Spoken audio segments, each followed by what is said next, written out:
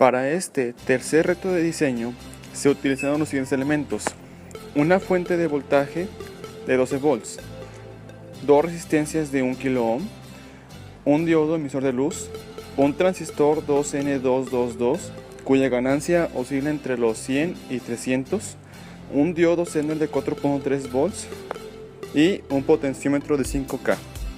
Ahora, ¿cómo funciona este circuito? El diodo Zener tendrá la función de regular el voltaje. El voltaje en el potenciómetro debe ser mayor o igual a la suma del voltaje que hay en el Zener y en el transistor.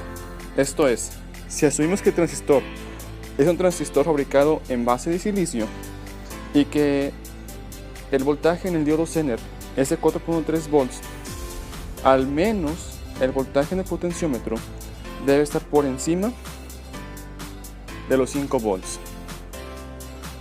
El medidor de baterías, lo que ocupa este medidor de baterías es una pila o bien una fuente de 12 volts para hacer que encienda el LED. Si hay suficiente corriente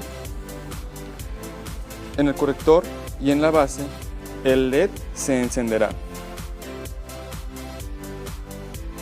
Para este proyecto, además, se consideró un error del 10%, esto es, el LED se encenderá si hay un voltaje entre 11 y 12 volts. De lo contrario, si hay un voltaje en la fuente de digamos 10.9 volts o menos, será muy difícil que el LED logre encender. La función que tiene el potenciómetro es regular la cantidad de corriente y aparte la cantidad de voltaje que llega al diodo Zener.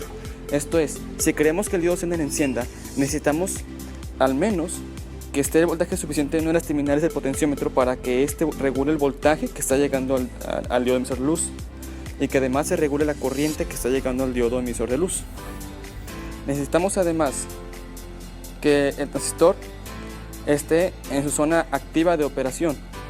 Por ello se necesitan que todos los elementos del circuito estén bien calibrados para asegurar que el circuito funcione de manera adecuada.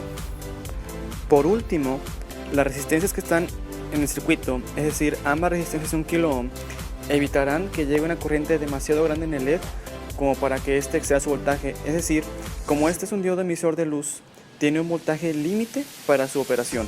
Si ese voltaje límite se excede, el diodo se quemará. Es por ello que ambas resistencias se incluyen, para que ese diodo no se queme y se asegure una segura operación para el diodo emisor de luz.